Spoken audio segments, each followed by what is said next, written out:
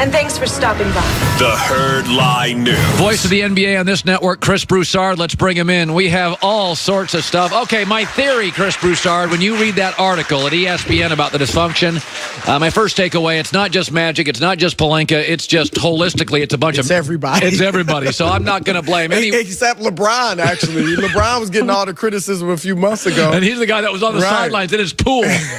You guys can call me when it's over. Right. Let me just say this, though. There is something about this article that I would like if I was the Lakers. It gives us a clear path. I'm not crossing my fingers for free agents. Do you know what it tells me? I got Lonzo in a number 4 pick. I got 2 young forwards averaging 18. I'm going to change the narrative. I'm going to bring somebody in. I'm not going to sit there and wait for somebody to read that article and have to choose me over the Celtics. If I'm the Lakers, I'm like, okay, this article's so bad. Let's be aggressive, change the narrative, make a trade. If you're sitting there now crossing your fingers on Jimmy Butler, if I'm his agent, I'm not sending him into that. Well, everything you said sounds rational, but everything we read in that article says they're not going to do the rational thing. I mean, I get what you're saying, because here's the thing. First of all, this shows you, I said it on this couch, this is why Jeannie Buss, when Magic stepped away, she had an opportunity. Clean it up. The first call should have been Masai Ujiri. Call David Griffin. Bring in a legitimate basketball executive to rerun things. Like, at this point right now, what are we, a month before free agency, essentially? Your front office should have been revamped, set with a real basketball person. Your coaching hiring shouldn't have been the drama that it was. Like, all that should have been taken care of, and this story would have been irrelevant. It would have been nice reading all the drama, but it wouldn't have been relevant anymore. That's what they should have done. Obviously, they didn't. You made a good point about agents. The Rich Paul, trying to run the organization, I look at that like as a report, like he's doing what a lot of agents would love to do. Sure. Get that power, right? Sure. And if I'm a reporter and I'm like the quote about Rich and players know he's trying to trade you and coaches know he wants you fired, that was from another agent, a competitor. Like, if I'm a reporter and another reporter has this great access, he's breaking all the stories that I don't have access to, I'm going to be upset about that too. So other agents, I don't blame Rich Paul for trying to do that. I blame the Lakers for allowing him on the plane and all that stuff. But other agents, to the degree that they can influence their players, they're going to say, number one, they obviously don't trust Rob Pelinka. They obviously used to compete with Rob Pelinka. So when they break their presentation to their players, because they're going to break down, here's what the Lakers can offer, money, everything else. Here's what the Raptors have. Here's what the Clippers have, so on and so forth. They're going to say, you got a president, you can't believe a word he says. He says Kobe Bryant had dinner with somebody who's deceased. So that was in the article too. That Kobe Bryant had dinner with Heath Ledger, who was dead at the time. So you got that. Are you going to be able to believe him when you say he says he's not going to trade you?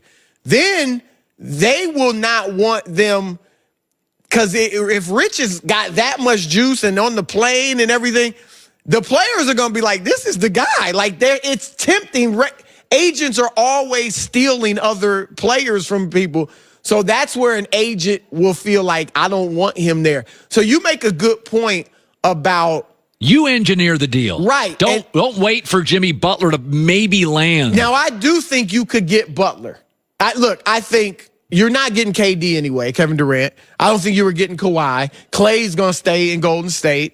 Kyrie, he's one who I don't think he was coming anyway, but a lot of what he didn't like, he wanted to get away from with LeBron was just the circus atmosphere. And this is worse. Right. And whether it's LeBron's fault or just the atmosphere around LeBron because he's so big, at least in Cleveland, you had a competent GM in David Griffin who could, you would think, control it to some degree. Now Kyrie may look, LeBron's so big, the circus is still there, and now there's no front office to even control it. I think Kyrie's I think it's a pipe dream. I've been saying this for months. I think it's a Hail Mary for Jimmy Butler. But I think Butler, they could, because I do think he would love to be in Hollywood in a big city. And let me just throw this out there. I said this several months ago, and many laughed. I said the guy that I think fits is Bradley Beal. is that we see this all the time in sports.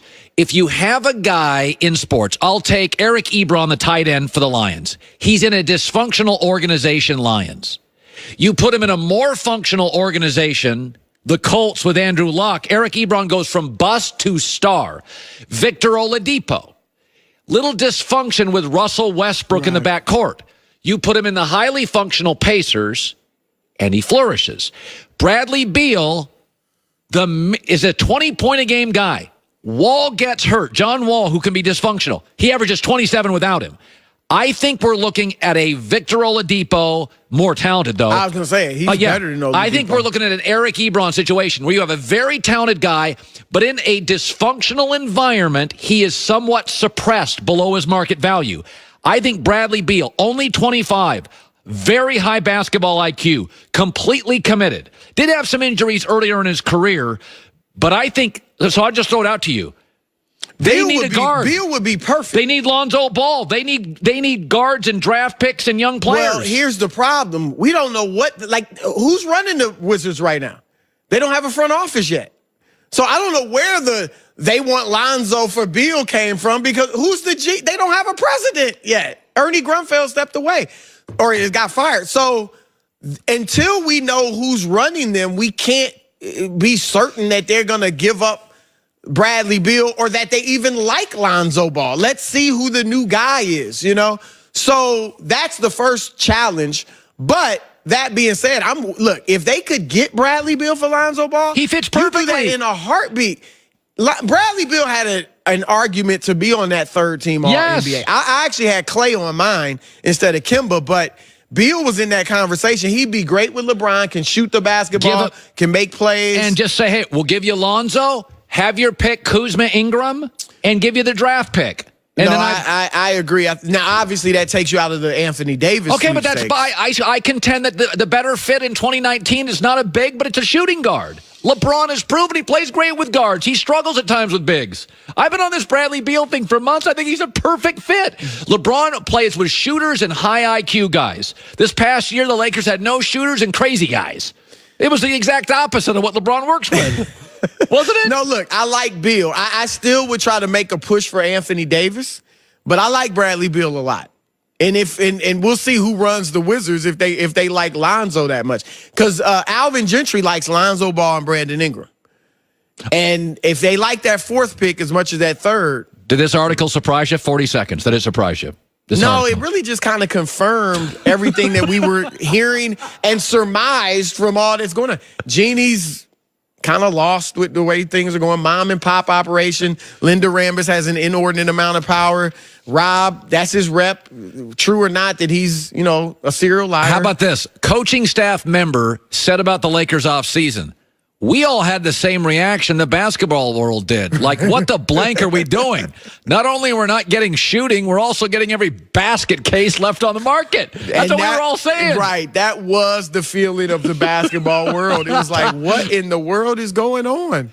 Chris Broussard, great stuff. Matt Barnes, good seeing you, bud. Thanks. Coming up next, I'm analytics, but I like my manalytics, and something's happened in the NBA playoffs that I really appreciate. That's next.